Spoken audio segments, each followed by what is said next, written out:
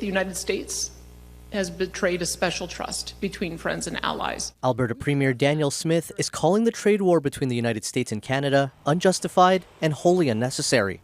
There is no excuse for their behavior right now. While Smith applauded the federal government's decision to provide a $7.5 billion support package for businesses affected by tariffs, she stopped short in defending Prime Minister Mark Carney's choice to impose counter-tariffs.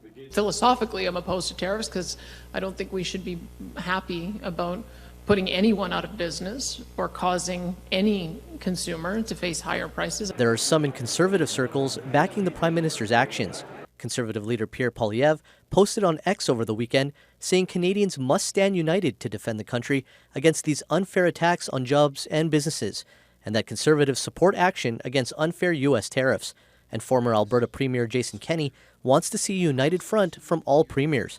Kenney and others, like the Alberta NDP, have floated the idea of imposing an export tax on oil and gas to the U.S. They need it. Their refineries are running low on inventory. They would have to pay for that. That cost could fund support for the companies affected by their tariffs.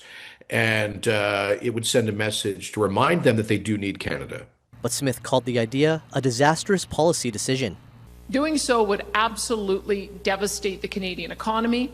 It would not only extinguish the livelihoods of hundreds of thousands of Albertans, it would economically hobble our friends and neighbors in other provinces to the east. The Premier says the U.S. would retaliate with its own tariffs on oil shipped to Ontario and Quebec, which would grind the industry there to a halt.